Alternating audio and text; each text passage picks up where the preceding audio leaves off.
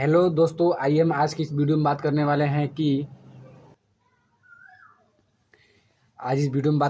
कि प्रतिस्थापन विधि द्वारा हम समीकरण को कैसे सॉल्व करेंगे। आज इस वीडियो में हम प्रतिस्थापन विधि द्वारा समीकरण को अच्छी तरह से सॉल्व करना बताएंगे।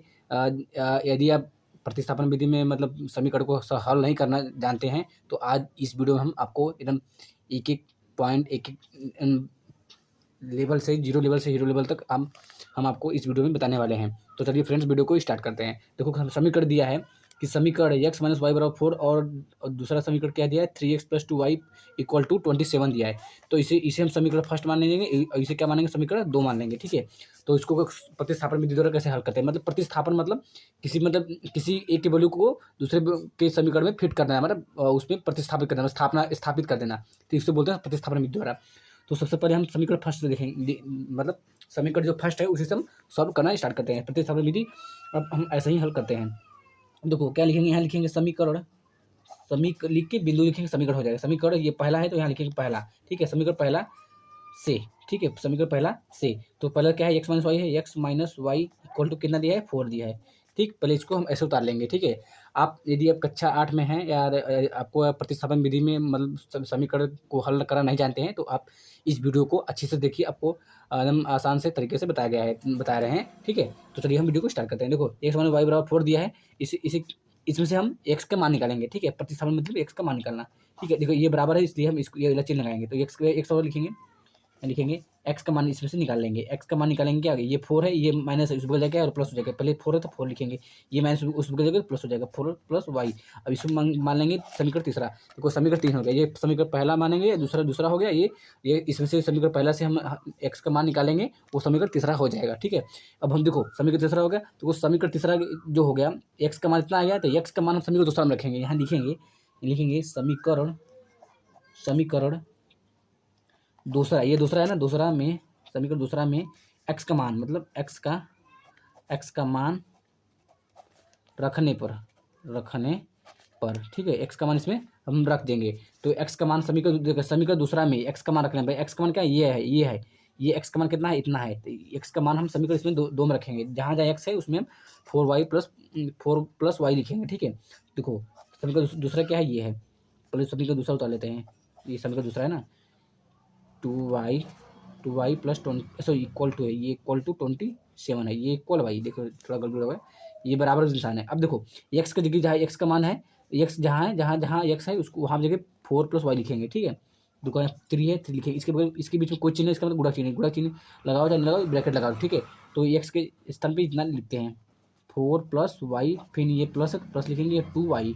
ये एक्स नहीं है इसलिए यहाँ पर जो उतरे इक्वल टू 27 हो जाएगा। अब देखो हमको इसको सॉल्व करना है, तो ये गुणा है, इसमें गुणा करेंगे, 3 का गुणा 4 में करेंगे और वाई दोनों में करेंगे, इसका गुणा दोनों में करेंगे। 4 3 12 हो जाएगा, 12 ये प्लस और प्लस लिखेंगे। ठीक है, देखो प्लस हो गया, फिर 3y यहाँ लिखेंगे, 3y यहाँ प्लस का लिखेंगे, 2y फिर इक्वल टू 27 लिखेंगे। अब देखो यहाँ जगह नहीं है, हम तो आपको यहाँ पे बताने का प्रयास भी करते हैं। देखो अब देखो यहाँ पे क्या आ गया, यहाँ देखो यहाँ पर ये है ना, देखो अचर पद, मतलब अचर पद के साथ जोड़ेंगे, मतलब चर पद के साथ जोड़ेंगे। ये अचर पद है, ये अचर पद है। ठीक है, इसको इस साइड भेजेंगे और ये चर पद है, इसको आपस में जोड़ेंगे। हम सजाती पद को जोड़ेंगे। सजाती पद क्या है, ये इसमें वाई है, इसमें वाई, इसको आपस में जोड़ेंगे। ठीक है, तो इसको हम जोड़ेंगे, क्या होगा, 3 2 5 होगा, 5 वाई हो जाएगा। इस यहाँ पे लिखेंगे क्या कि ये लिखेंगे यहाँ लिखेंगे 5 वाई। अब देखो ध्यान से देखो, ये 5 आपस में जुड़ गया, ये अचर पद है, ये अचर पद, इसका मतलब अचर पद के पास लाकर जोड़ेंगे। तो यहाँ प्लस है, इस बगल में चिन्ह क्या है, प्लस है, इसको उस साइड भेजेंगे तो इसको इस बराबर के उस साइड भेजेंगे, क्या होगा, प्लस है, उस माइनस हो जाएगा। 27 में से -12 घटा देंगे। ठीक है,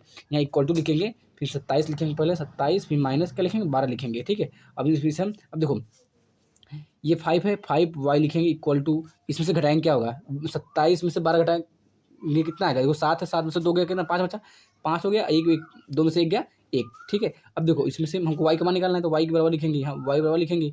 अब देखो इसके चिन्ह क्या है, इसके चिन्ह बीच में क्या है, गुणा है, उस बगल देखो क्या भाग हो जाएगा। यही नियम होता है, गुणा होता है भाग होता है तो गुणा हो जाता है। तो 5 15/5 हो, ये काटेंगे, 5 1 5, 5 3 15।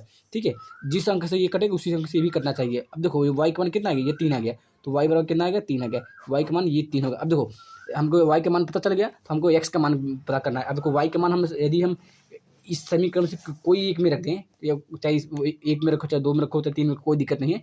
तो y का मान हम किसी भी समीकरण में रख देंगे तो हमको y का मान, x का मान पता चल जाएगा। तो चलो y का मान हम इसमें रख देते हैं, समीकरण तीसरा में। यहाँ लिखना पड़ेगा y का मान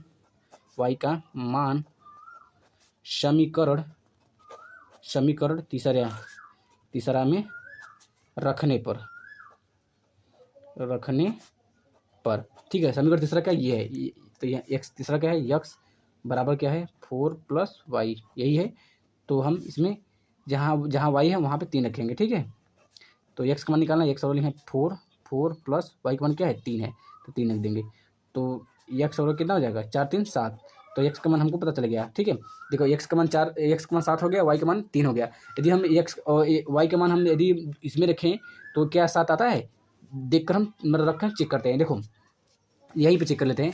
y का मान हमको देखो इसमें हम रखते हैं y का मान क्या 3 है, y का मान 3 है, तो इसमें 3 रखेंगे। देखो यहाँ पे 3 रखेंगे, देखो यहाँ पर मान 3 रख दिया। तो यहाँ ये माइनस है, तो यहाँ पर माइनस लेंगे। अब देखो ये माइनस उस बगल जाएगा और प्लस हो जाएगा, तो 4 + 3 हो जाएगा, 4 3 7। इसका मतलब x का मान क्या हो गया 7 हो गया।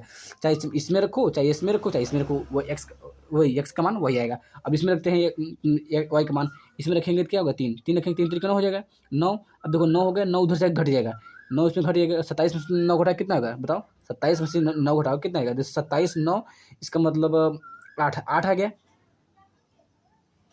देखो यार, देखो 27 हो गया, 27 में से 3 3 9 होता है ना। देखो इसमें से हम 3 3 9 9 घटा देंगे, ठीक है। 9 घटाओ कितना आएगा, इसमें 17 हो गया, 9 8 17 होता है, ठीक। 9 8 17 यही होता है ना। 9 ये 17 इसके उधार दिया, 17 हो गया, 9 8 17 होता है। इसका मतलब क्या होगा, इसके पास 17 हो गया। 17 में से 9 घटाएं कितना होगा, 9 1 10 और 10 7 1 8 8 हो गया। इसके पास क्या बचा, 1 18 बचा। अब देखो ये बचा, अब इसको हम 2 से भाग देंगे, ठीक, क्योंकि यहाँ 2y है। तो y का सॉरी यार, हम किस में कर रहे हैं, हमको y का मान इसमें रखना है ना। सॉरी गलती हो गया, कोई दिक्कत नहीं है, हम इसमें रखेंगे। तो y का मान क्या होगा, 3 दूनी 6, 6 में इसमें घटाएंगे क्या होगा 14 हो जाएगा। 14 सॉरी 14 नहीं होगा, 21 हो जाएगा। 21 यहाँ पे क्या है 21 है, 21 से 3 भाग दे, 3 7 21, इसका मतलब 7 आ गया।